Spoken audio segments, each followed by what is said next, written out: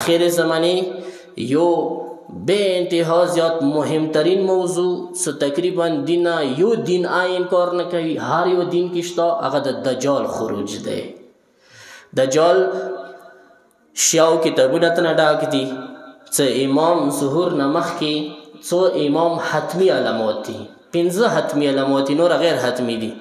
دغه 5 حتمی علاماتو نه یو د دجال خروج دی، یو د صفیانی خروج دی، یو د خراسانی خروج دی، یو بید هغه خسف بیدا دی. مکینه مخکې دلته یوه ځمکه دی، هلته به د دجال لفوج ځمکې کې نغراشي. یو مرسترګې مغرب طرف ته خروج دی، دا 5 علامات حتمی دي. یو اسمان طرف ته سایقایا دی، هغه دی. ځنه علماو کې دا شملي دغه شپږ علامات حتمی دي، ځنه 5 شملي. بهرحال هغه سره کار نشته. هغه حتمی علاماتو نه د دجال خروج دی. دجال بخامخا خروج کوي، دنیا ته به رسي. دنیا به بیا ظلم و جبر نه ډکوي، هر طرف ته به ظلم کوي، هر طرف ته به د خدای مخالفت وي، هر طرف ته د شیطان کمک وي، شیطان سره به ملګری وي. د شیطان کارمندو نه، شیطان نوکرانو نه دجال یو وړوکی نوکر دی. اوس تاسو لږه اندازه ولګوئ، زه دجال لږ غوندې کې تاسو ته وضاحت کوم چې دجال څومره طاقتور دی. دجال کې شهید باقر الصدر رحمت الله علیه سو ډېر عظیم شخصیت، هغه یو کتاب لیکلی دی موسوعة المهدی، ډېر بهترین کتاب دی، زمانې مولا حوالې سره دی.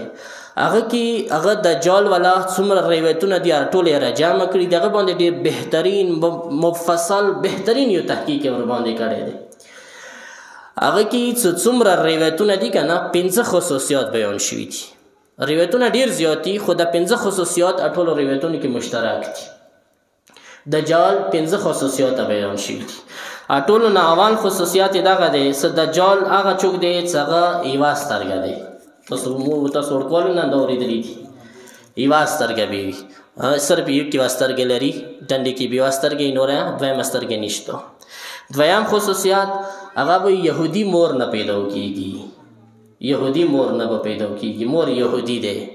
دریم خصوصیات یغه مړی یوه غره په شانتې دی. هغه یوه ټایم کې مړی څه خوري که نه، لکه روغ غار دی که نه، غره په شانتې مړی به خوري، غار به خوري په یوه ټایم. دا د دجال مړی دی یوه ټایم.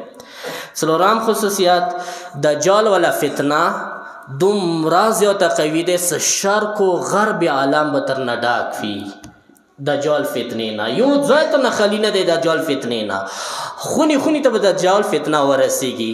دغه یې روایتو کې شته. 5م څه دجال حوالې سره دی چې دجال به د دغې خبرې اعلان کوي چې انا ربکم الاعلی، زه یې تاسو خدای یم او زه یې تاسو غټ خدای یم. دجال به دغه غږ کوي، دغه دعوه به کوي. دغه 5 خصوصیات روایتونو کې راغلي دي. بیا هغه نه بعد باقر الصدر بزرګوار یو تحقیق کوي چې ډېر بهترین جامع ډېر عظیم تحقیق دی. یاد ساتئ چې کله دغه خصوصیاتو ته انسان سترګې وغړوي، ایمان تاسو ذهن کې وهم و ګمان کې دا راغلی دی چې دجال یو انسان دی، دا راغلی دی، ما تاسو ګمان کېږه نه. او دا انتهایی زیاته غلط یو تجزیه دی چې کله یو انسان شي غره په شانتې انسان هر څومره غوړ شي غره په شانتې خوراک خو نشي کولی که نه، نه لحاظه یې مو تاسو ذهن کې بیا نه جمع کېږي. دویمه دا دی چې اوسه پورې مو چې دا دنیا کې نه دي لیدلی چې یو انسان وي چې یوه سترګه وي. دویمه دا دی چې یو انسان فتنه یې دروغ دا شي چې شرق و غرب عالم یې یو انسان فتنه ډاکه شي. دریمه دغه دی چې هغه نه ربکم الاعلی دعوا وکړي لکه فرعون کړې وه. دغه ټوله خصوصیات باقر الصدر بزرګوار نور روایتونو مدد سره، چونکې ځینو روایتونو کې داسې راغلي دی دغه سوچ مه کوئ چې دجال یو انسان دی.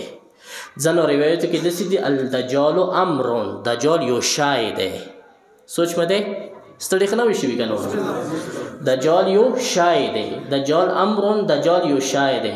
د انسان دپاره خو شی لفظ نه استعمالیږي که نه، بیا حکیم ذات بلیغ و فصیح ذات امام بیا داسې لفظ استعمالولی شي؟ یقینا نه استعمالوي. دینه دا اندازه لګېږي شیطان یو انسان نه دی.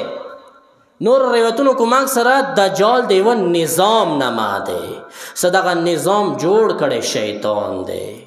توجه ما کړو نو دغه نظام چا جوړ کړی دی؟ د شیطان جوړ کړی دی. دغه نظام د شیطان والا اخیری زمانه کې به څرګندېږي.